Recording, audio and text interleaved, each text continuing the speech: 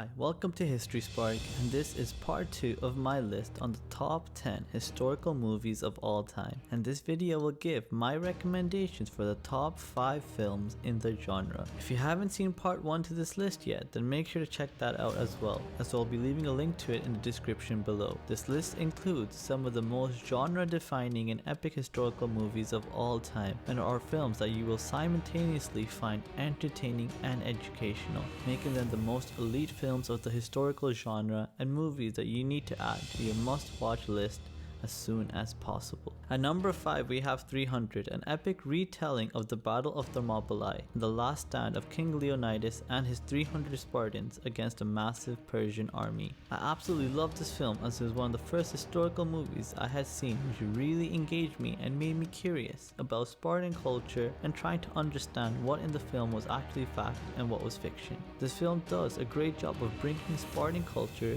and their dedication to the art of war to life, while also providing viewers with a strong overview of the various political and religious influences present in Spartan society. The battle scenes, cinematography, and the fantastic way hand-to-hand combat is displayed is unparalleled even to this day, with the prowess of the Spartan army really being brought to the forefront, but in a very over-the-top and action-heavy manner. The cast here is also amazing, with Gerard Butler and Lena Headey shining in their roles as King Leonidas and Queen Gorgo. The plot is also engaging and easy enough to follow without any unnecessary side plots or scenes being thrown in. However, there are also a few shortcomings to this film, as the movie focuses more on entertainment and action than historical accuracy, and it severely diminishes the contributions other Greek armies such as the Athenians played in the Battle of Thermopylae. So if you're searching for a historically inaccurate but thoroughly entertaining film, then 300 is my recommendation for you. At number 4 we have the historical film Gladiator,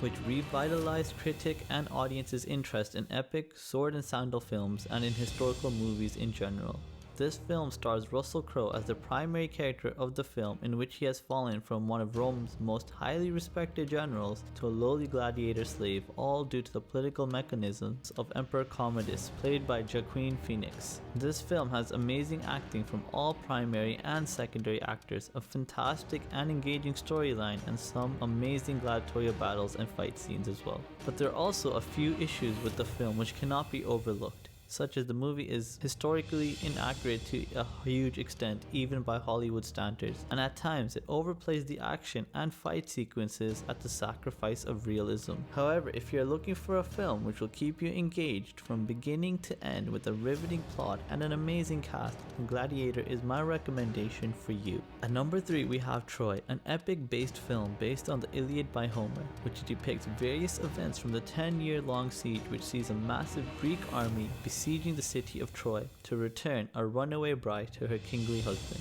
Trojan War supposedly took place during 13th century BC and is written by Homer to have taken over 80 years to complete, which saw many large-scale battles, genius military tactics, and a plethora of famous historical and mythological figures such as Achilles, Hector, and Agamemnon involved in the Trojan War. This film follows the general outline of the Iliad well enough, and the cast are stellar, flawlessly bringing their characters to life. But I do feel that Orlando Bloom and Diana Kruger both had slightly lackluster performances and didn't really share any chemistry on screen. But this is a high-budget, high-quality Hollywood film with several A-list actors, so it is safe to say storyline and plot development is great, the set pieces are excellent, and the battle scenes are magnificent as well. This is one of the best depictions we have ever seen of the Trojan War on the big screen, and this is a must-see film for any fan of epic war films and someone that is looking for a historical film with a good mix of mythos in it as well. At number 2 we have the award-winning 1960s classic film Spartacus, which depicts the life of Spartacus from a lowly gladiator to the leader of a massive slave uprising and rebellion known as the Third Servile War.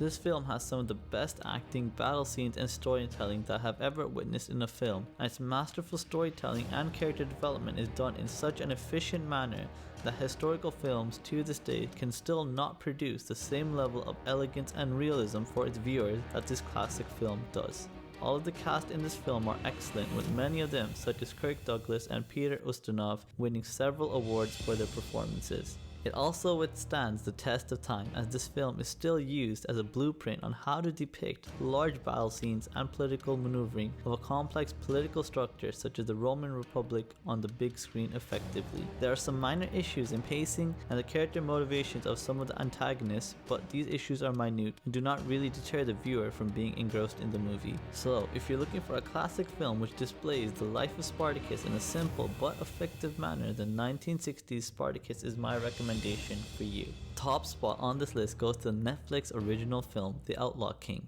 which focuses on the struggles and sacrifices that Robert the Bruce has to endure to win back the Scottish throne from the English monarchy. The primary focus of the film is on the outlaw period of Robert the Bruce's life, from 1304 to 1307, when he was rebelling against the English forces in Scotland, who far outnumbered his own small tribe of supporters. This resulted in Robert the Bruce having to fight primarily a guerrilla-style war during this 3-year period. This film is regularly compared against Braveheart, a popular film about Scottish independence which got released in the early 90s, and starred Mel Gibson as Scottish rebel William Wallace, a precursor which eventually led to Robert the Bruce's rebellion. But I feel this to be a very unfair comparison, as Braveheart is not even in the same league as Outlaw King in any historical or cinema based context. One of the reasons I really enjoyed The Outlaw King was because, although I was aware of Robert the Bruce's trajectory to eventually becoming King of Scotland, it wasn't until after watching this film that I truly understand how much sacrifice and loss the Bruce had to endure before he's able to get even one large victory over the English. The unique storytelling method and realism this film has is one of the primary reasons that this film is my top vote for the best historical film of all time, as I've yet to see another historical film which has emotionally moved, engrossed, and intrigued me as much as this film has. The Outlaw King is my top recommendation for you. So lastly, I just wanted to say thank you so much for watching this video on my list of the top 10 historical movies of all time. If you found this video to be interesting, then please do like and subscribe to this channel, and feel free to share this video as well. Thank you so much for watching.